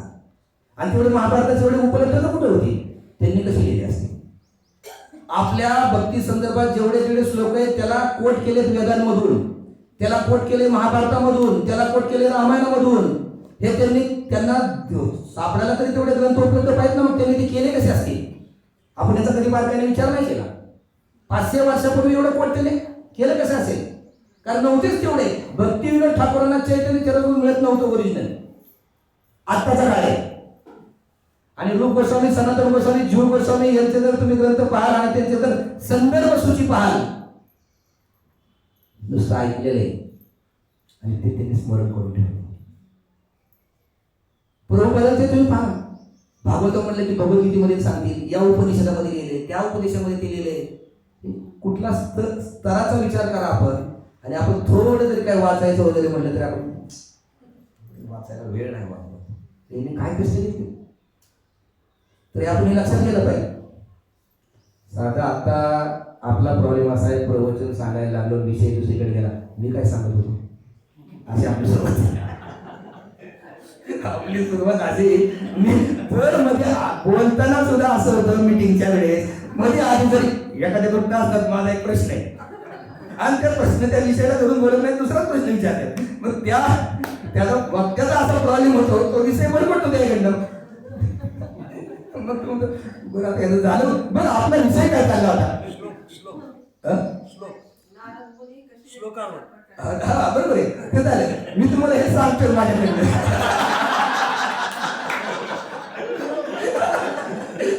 प्रामाणिक. आज मी माझा विषय लक्षात ठेवून आलो, पण लोकांची काय नंबर होती मी तुम्हाला सांगतो.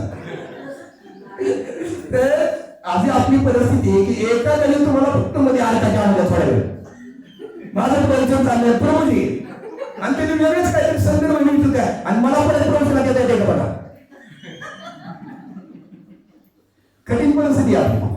म्हणून नारदांनी व्यासदेवाने लिखित केलं, त्याच्या मागचं कारण एकच की लोक मंद बुद्धीचे आहे ना, आहे ना मंद बुद्धी.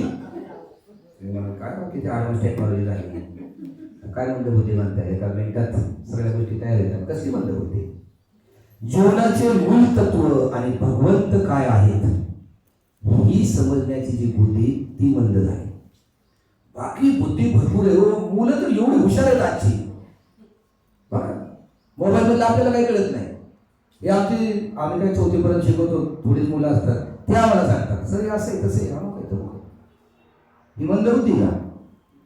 जीव आपल्याला भगवंतांचं विचार, आता मुलांना रामायण माहित नाही, महाभारत माहित नाही, काय माहित नाही त्यांना. ही वेळ आली आजच्या संस्कृतीवरती, काही मुलांना माहिती नाही.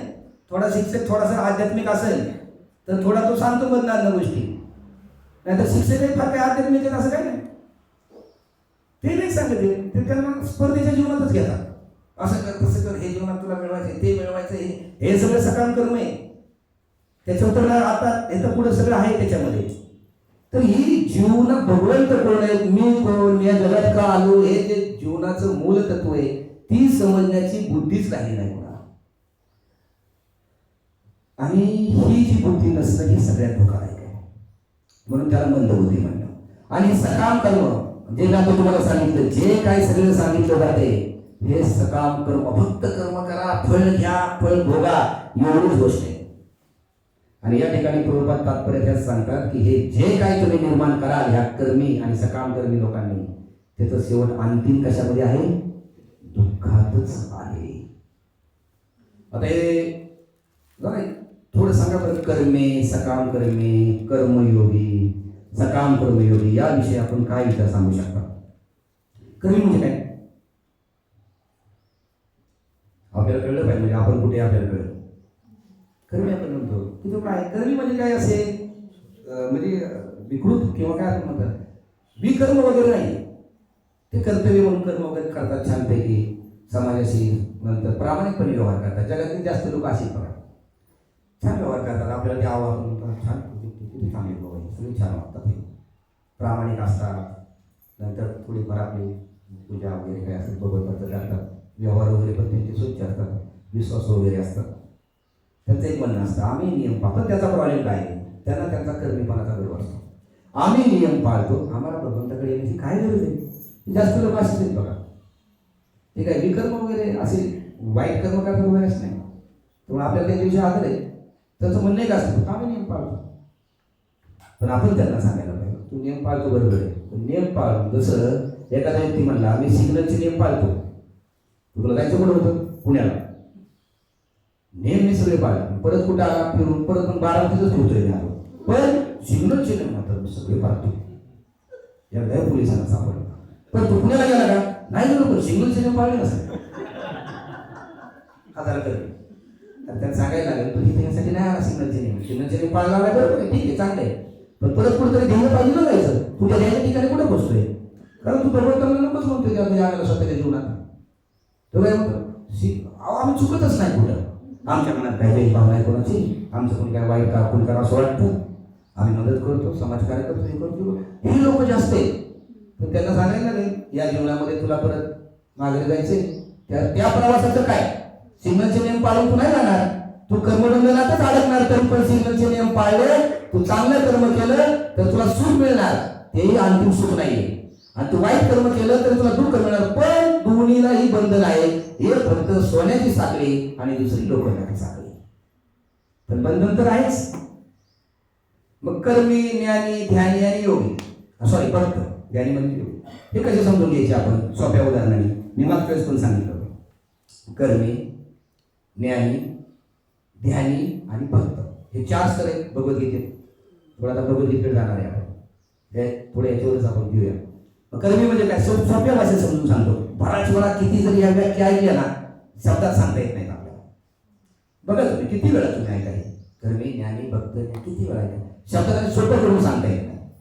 आता मी कर्मी सांगितले ना, कर्मी म्हणजे काय, एक सोपं उदाहरण मी मागच्या वेळेस पण सांगितलं होतं.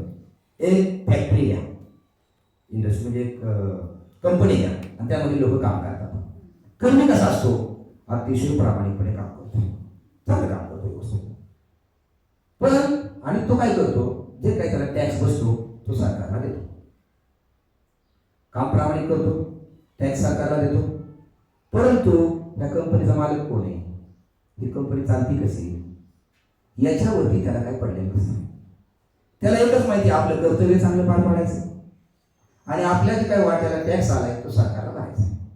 याच्या पलीकडे त्याला कशामध्ये इंटरेस्ट नाही. जगातले 90% लोक असे. आपल्या जीवनात कर्तव्य आले, चांगलं आई व्हायचं, चांगलं वडील व्हायचं, चांगलं शिक्षक व्हायचं, ते कर्तव्य करायचं. जी काय सरकारचा टॅक्स, बाकी मी इथं का आलो, कशाला आलो, काय त्याचं कर्तव्य नाही. हा सगळ्यात पहिला स्तर कर्तव्य. त्यानंतरचा स्तर आहे तो न्याय. न्याय काय विचार करतो म्हणतो, कंपनीचे मालक कोण आहेत बरं, आणि ह्यांच्या अशा किती कंपनी आहेत बरं, अजून थोडं बुद्धीच्या लेवल आहे तो फक्त कर्माच्या लेवल येत नाही. मालक तरी कोण आहे बरं, तो झाला न्याय.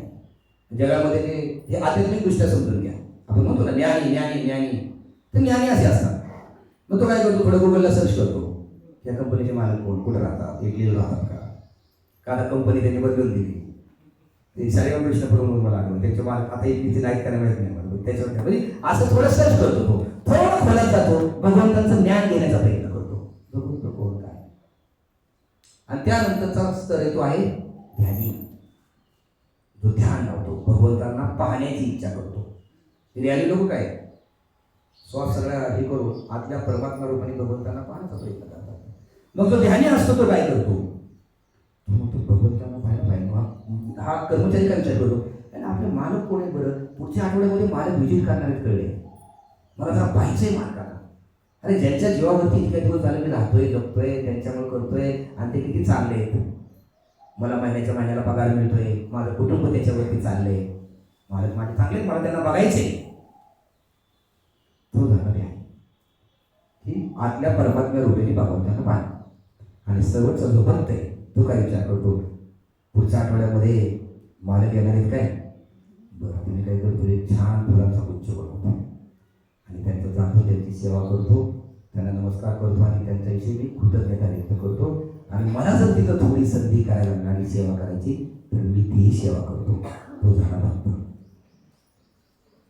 तर आपण ह्या 4थ्या लेवलला आहे. पण याचा अर्थ ह्या 3ऱ्या लेवल कशाही वापरायच्या असं नाही.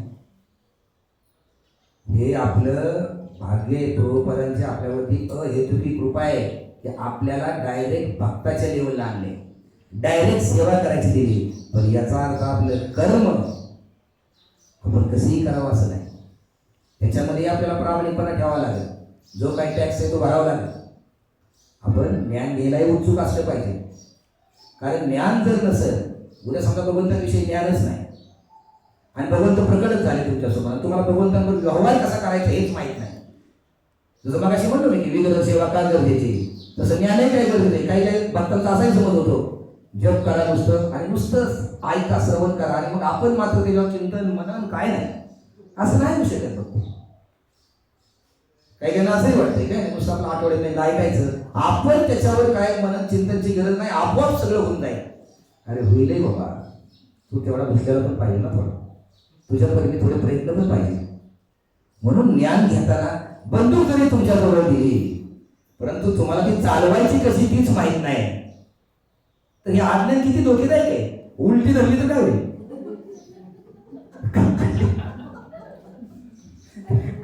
कठीण परिस्थिती. तर कधी कधी आपल्याला नीटचं ज्ञान नसतं, व्यवहार कसा करायचा, कसं वागायचं, नम्रता, सहनशीलता, प्रेमाचं विग्रहशीलतेचं ज्ञान नसतं आणि आपण चुका करतो, अपराध करतो आणि आपली भक्ती अजून खोल खड्ड्यात जाते. यासाठी ज्ञान हवं ना. म्हणून आपण जर भक्ताच्या स्तरावरती जरी असलो तरी कर्म करताना आपण सावधानता ठेवली पाहिजे. ज्ञान घेण्यासाठी आपण उत्सुक असलं पाहिजे आणि भगवंतांसाठी आपण ध्यान म्हणजे आपला हरे कृष्ण महामंत्रही ध्यानपूर्वक करायला पाहिजे. या तिन्ही विधी टाळण्यासाठी आपण त्या स्तरावरती नाही, आपण अतिशय बेसिक स्तरावरती. त्यामुळे या विधीकडे तुम्ही दुर्लक्ष करू नका. नाहीतर मग आपण सकाम कर्मी म्हणतो, सकाम कर्मी भक्त. सकाम भक्तामध्ये पण भावना असतात. जशा भौतिक लोकांमध्ये भावना आहेत, एक भक्तामध्ये पण भावना येतात ना. काय भावना येतात, असं लेक्चर मी दिलं पाहिजे की सगळ्यांनी मला मान सन्मानच करायला पाहिजे, झालं मी सकाम. असं लेक्चर आज का मला कोण म्हणलं नाही लेक्चर चांगलं नाही लागलं, त्याचंच दुःख मला. अवघड आहे हे झालं आपलं सकाम. आपण तसं नाही. समजा मी एक नेहमी उदाहरण मला जे आवडतं मी कित्येक वेळा देत आहे. सकाळ म्हणजे काय करायचं तर सगळं आपण सगळे आपण सेवा वगैरे करतो, पण आतमध्ये भावना आहे की त्याचा मान सन्मान व्हायला पाहिजे, त्याचं यशोवरतीच असं माझं गुणगौरव होत नाहीये मंदिरात. ही भावना काढून टाका, नका ठेवू. सगळं सगळ्यांना कळतं. झालं आनंद आहे, नाही झालं दुःख नका करू. नाही आयुष्यभर आपण दुःखी राहू. आपल्याला नाही वाटतं की मी जेवढी सेवा करतो आणि कुणाला नाही वाटत, टीएमसीला वाटतं. तर कोण कधी म्हणाल ना टीएमसी चांगलं काम करते म्हणून, किंवा आमच्याकडे कोणाकडे शंका पण म्हणत नाही तुम्ही फार चांगलं कार्य करत आलाय टीएमसी म्हणून, आणि ह्या कार्यामध्ये थोडी मदत करा का. पहिल्यांदा तसं प्रत्येकाची अशी भावना असते की माझा योग्य सन्मान होत नाही. ही मानपानाची भावना काढून टाका. करत राहा. वेळ येईल दिवस भगवंतही पाहतायत, भक्तही पाहतायत आणि भगवंतांच्या हृदयामध्ये भगवंत आहे तेही सांगतील त्या पुढच्या व्यक्तीला, अरे ही व्यक्ती बघ काय स्तरावरती, त्याचा सन्मान कर. तुला समोरून नसता करता येत ना, मनातून तुला आदर ठेवत्या व्यक्तीचा, तू बघ किती आध्यात्मिक जीवनात प्रगती करते, भगवंत सांगतील. आणि आपल्यालाही जरी एखाद्याचा समोरून सन्मान कराच, पण येत नसेल ना हृदयात तरी कोणाचा द्वेष करू नका. तो सगळ्यात घातक, सगळ्यात डेंजर. एक वेळ आपण म्हणतो की समोर एखादी गोष्ट बोललेली बरी, पण आतून जर पुढे बसू आपण ते सगळ्यात दुःखदायक. तर सकाम भक्त म्हणजे काय होणार, तिकडे अपेक्षा म्हणजे एक गोष्ट मी तुम्हाला सांगितलं की मला ती नेहमी सांगायला वाटते. एका माणसाने मंदिरला फॅन दिला, आता नाहीच ना टाकत तसं.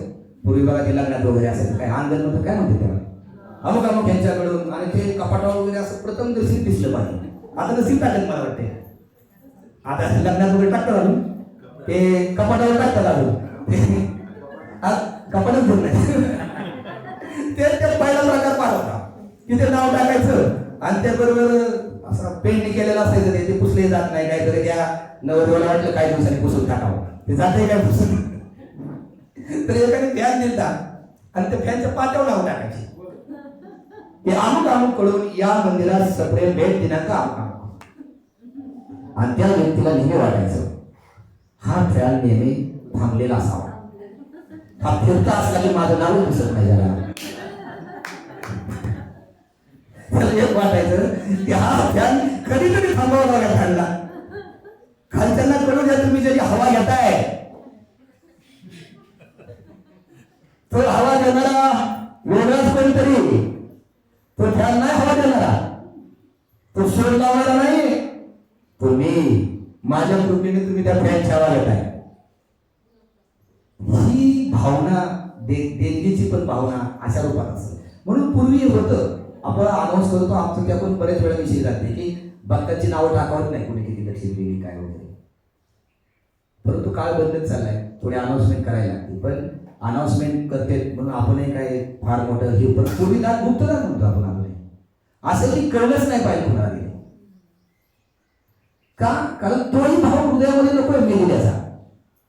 जो सकाम कर्मी असतो तो काय करतो, सकाम कर्मी यात उल्लेख आलाय, कर्मी आणि सकाम कर्मी दोन उल्लेख आला. तो नास्तिक असू शकतो, नास्तिक पण असू शकतो.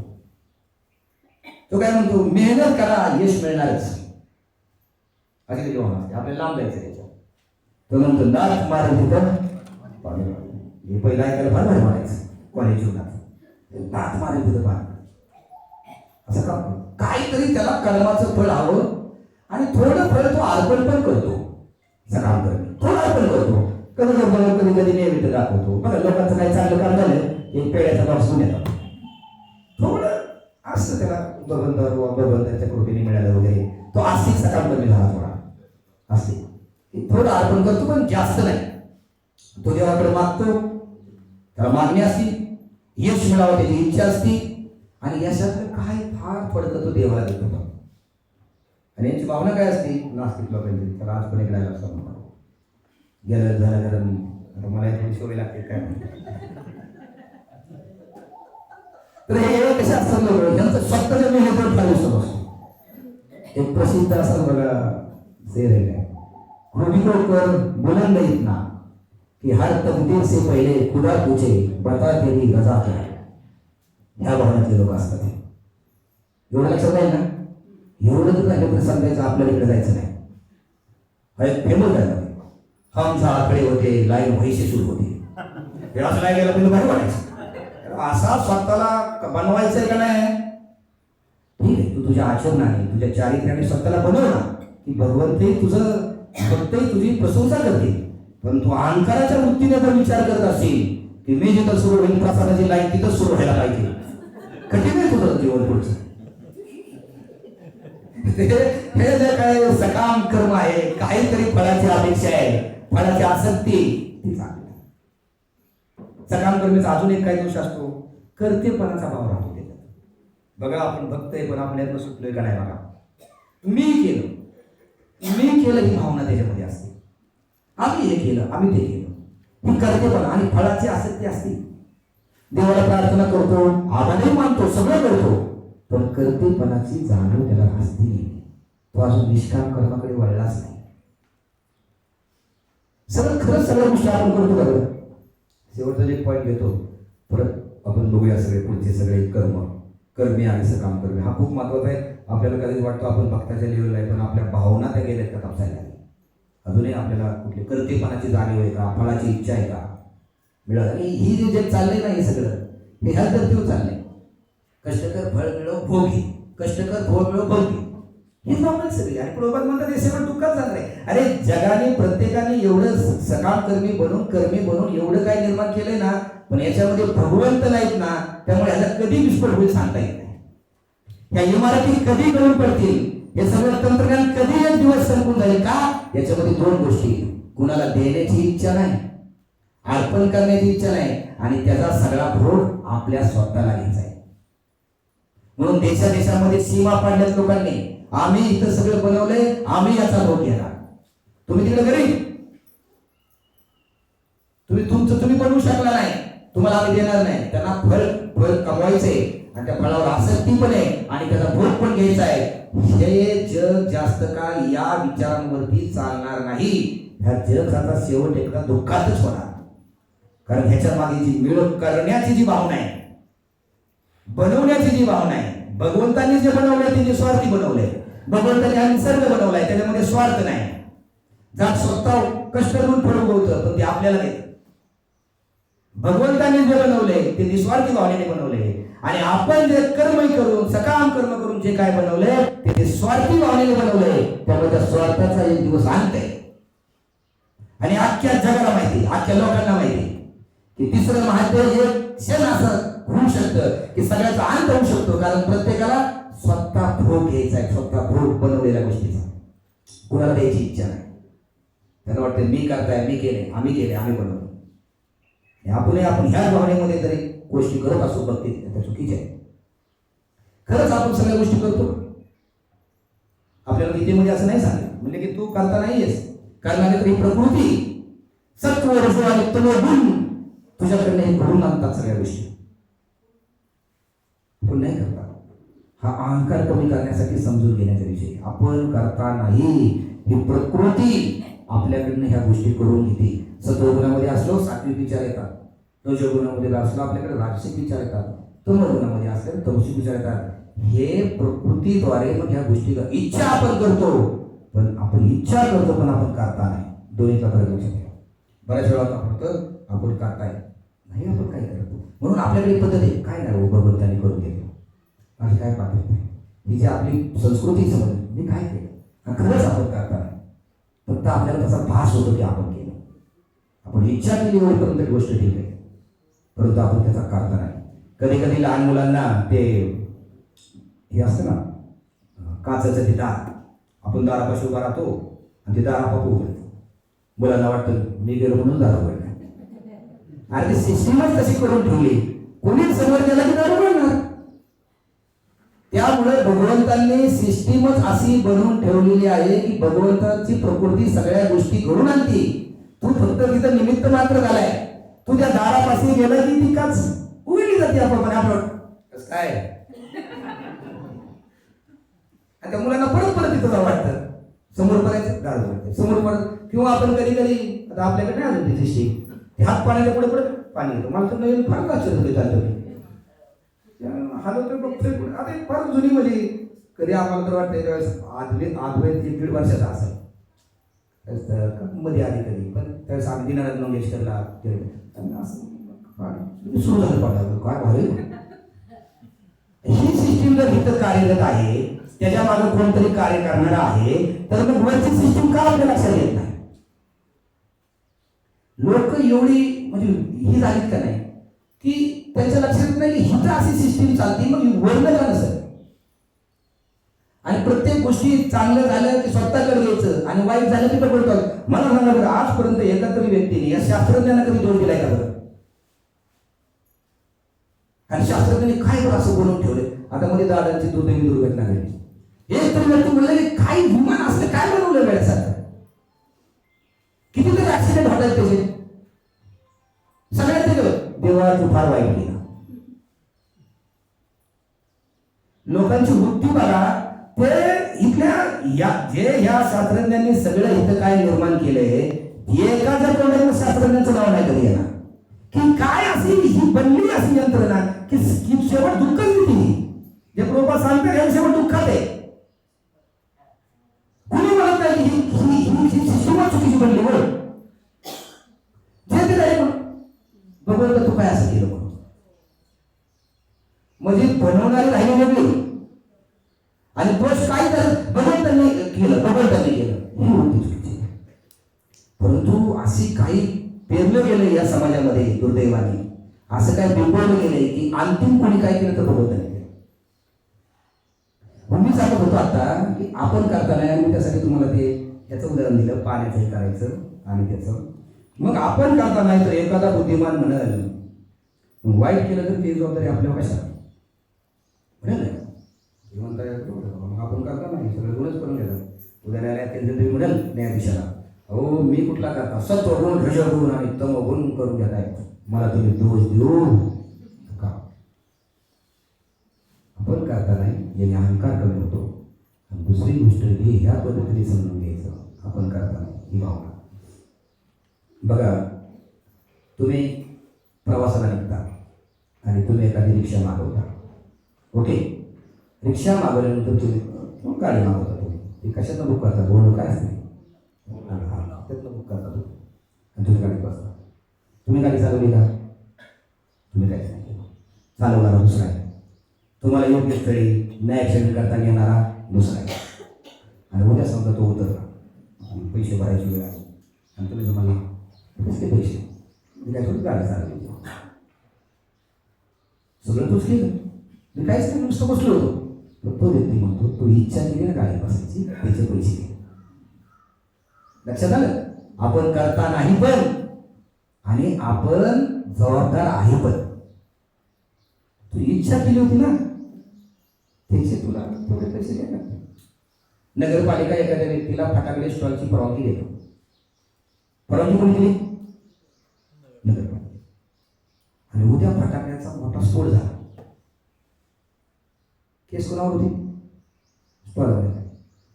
आपण परवानगी तर त्यांनी दिली त्यांना बोलायला काय तुम्ही परवानगी देणाऱ्यांना अरे त्यांनी तुझ्या सगळ्या इच्छा बघून तुला काय योग्य बघून तुला ते रिसर दिलं लेटर पण जबाबदारी तुझी फटाकडे ठेवायची तिथं गाडी बिटी इतर ज्वलंत वस्तू नाही आल्या पाहिजे अग्निशामकांचा तिथं जवळ ठेवायचा म्हणून एका दृष्टीने आपण कर्ता रूपाने जबाबदार आहोत परंतु कर्त्याचा पणा सोडून टाका कारण आपण करत नाही हे जर आपण जीवनामध्ये बॅलन्स समजू शकलो अहंकारही येणार नाही आणि असंही होणार नाही की निष्काळजीपणा येईल निष्काळजीपणा पण चांगला नाही भगवंत सगळं करून घेते जसं बाहेरच्या भक्तांसाठी आपण त्यांच्या मंदिरात या की भगवंतांची इच्छा असल्यावर भगवंत बोलवतरीच की आणि तुम्ही तरी आधी पुढे जात होता सारखे तुम्ही आता जायला लागलाय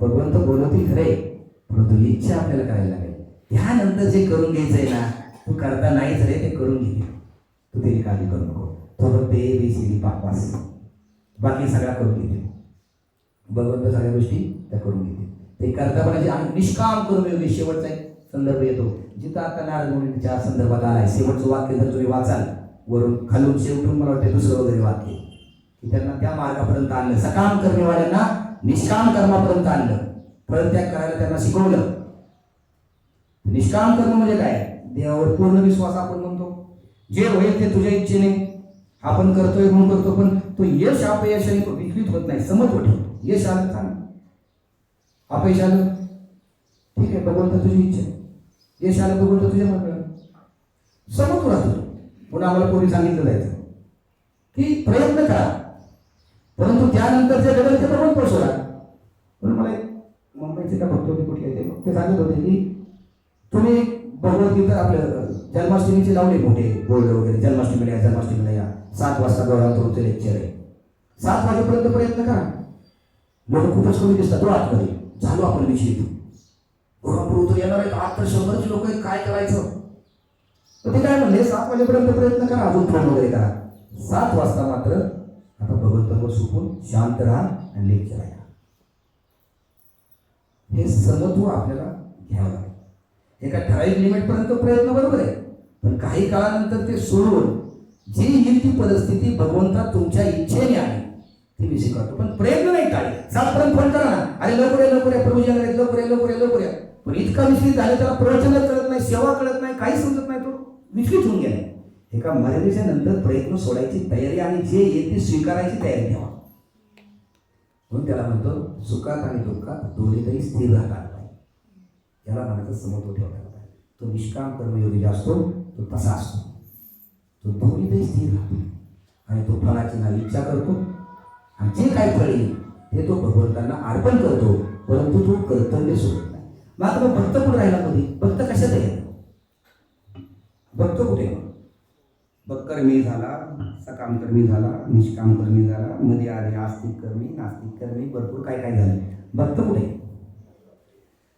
भक्त निष्काम कर्मी ही पण फायनल स्टेज नाही. आपल्याला त्याच्याही पुढे जाऊन भक्त व्हायचे म्हणजे काय? भक्त होते म्हणजे निष्काम कर्मयोगीची सुरुवात कर्तव्यातून कर्म करण्याकडे असते.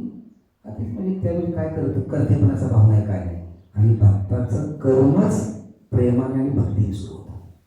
हा फरक लक्षात द्या तुम्ही का सूक्ष्म.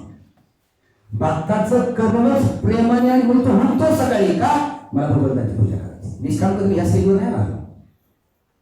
तो उठतो, तो दात असतो, कारण माझे दात स्वच्छ पाहिजे, भगवंतांसोबत मी जाणार आहे. तो मंडईला जातो, तो विचार करतो मी मंडई आणायला चाललोय का भगवंतांना चांगलं मला खाऊ घालायचं. म्हणजे त्याची कर्माची सुरुवातच प्रेमाने होते, भक्तीने होते. नंतर अर्पण करायचा विषय तर येतच नाही. अर्पण केलंच नाही त्यांनी सुरुवातीलाच. निष्काम कर्मयोगी मात्र कर्तव्य भावनेने करून अर्पण शेवटपर्यंत करतो. त्याच्यापेक्षाही उच्च भावना आहे की माझं जगणं 24 तास भगवंतांसाठी. मग काय लोक म्हणतात 24 तास कसं शक्य आहे? आणि कुठं भगवद्गीतेत असं लिहिलंय की भगवंतांचा 16 माळा जप करावा, आणि कुठं सांगितलंय 24 तास स्मरण करावं म्हणून? असे लोक प्रश्न विचारतात. भगवद्गीतेचा विषय निघाला म्हणून हा शेवटचा पॉईंट सांगतो थांबतो. भगवद्गीतेत कुठं काय लिहिले असं? भगवद्गीता प्रॅक्टिस सांगत नाही, भगवद्गीता तत्व सांगते. जसं संविधानात कुठं गेलं नाही शेजारचं भांडण झाल्यावर काय करायचं. न्यायाधीश त्याचं तत्व होतो. कुठल्या अधिकाराचं उल्लंघन झाले, मूलभूत अधिकार काय, कुठले अधिकार, समजा आता शिक्षण क्षेत्र आहे, आरटीआय कायदा वगैरे, आता ते त्या शिक्षण क्षेत्रामध्ये गेले सगळ्यांना 8वीपर्यंत मोफत शिक्षण मिळलं पाहिजे. पण त्यातले बारकावे संविधान घेत बसत नाही. कसं मिळलं पाहिजे? भूगोल विषय शिकवायला पाहिजे का, इतिहास विषय शिकवायला पाहिजे का, सेमी इंग्लिश करायचं का, कसलं सीबीएसई करायचं का, एसएससी करायचं? भगवद्गीतेत तत्व सांगितलं की सतत माझं स्मरण कर, आणि आपल्या आचार्यांनी त्या तत्वाला प्रॅक्टिस मध्ये उतरवले. म्हणून शास्त्र आणि साधू हे दोन्ही महत्वाचे. आपण तत्व घेऊन बसाल तर तुम्हाला तत्व काढणार नाही वापरायचं. हे वापरायचं कसं सतत स्मरण मध्ये? मग ते म्हणतात 16 माळा जप करा, तुम्ही सतत स्मरणामध्ये जा. 16 माळा जप केवळ इतर वेळ काय आपल्याला असं वाटतं इतर वेळ भगवंत आठवत पण नाही. भगवंत आठवत नाही, ओके, तू काम करायला लागतो, शिकवायला लागतो, तेव्हा कुठे भगवंत आठवतो? भगवंत आठवणं म्हणजे काय हे समजून घ्या. असं नाही की रोज डोळ्यासमोर माझ्या भगवंत 24 तास पाहिजे. ज्या वेळेस वाईट काय करायची इच्छा होती त्यावेळेस ते मन आपल्याला रोखतं ना, याचा अर्थ तुमच्या मनात भगवंत स्मरण चालू आहे. असं काय सतत प्रकट होत नाही. जात समजा तुम्हाला काहीतरी चहा पिऊ वाटलं, त्याच क्षणी तुम्हाला आठवत 4 नियमाचा भंग आहे, याचा अर्थ आतून तुम्हाला ते स्मरण आहे. आपला मुलगा परगावी असतो आणि आपण मुलाला पण अरे असा एकही क्षण नाही मला तुझी आठवण नाही. म्हणजे पप्पा काय खोटं बोलताय, तुम्ही तुमच्या जीवनात तिकडे, मी इकडे आनंदी. अरे आहे तसंच आहे, खरंच. ज्या वेळेस प्रसंग येतो आणि ज्या वेळेस काय आठवण त्यावेळेस तुम्हाला जर स्मरण होते. चांगली घरात काय गोष्टी होतील तुम्हाला तुमचा मुलगा आठवते, तो आज असायला पाहिजे होता, याचा अर्थ तुम्ही त्याच्या स्मरणातच आहे, तुम्ही त्याच्या स्मरणाच्या बाहेर नाही. हे स्मरण जर आपण सतत ठेवू शकलो तर आपण सकाम कर्मीपासून निष्काम कर्मी आणि निष्काम कर्मापासून भक्त बनण्यासाठी आपण पात्र होऊ शकतो. एवढ्याच्या ठिकाणी मी बोलतो. परत जर कधी वेळ मिळाला तर आपण अजूनही काही गोष्टी येतात. हरे कृष्ण.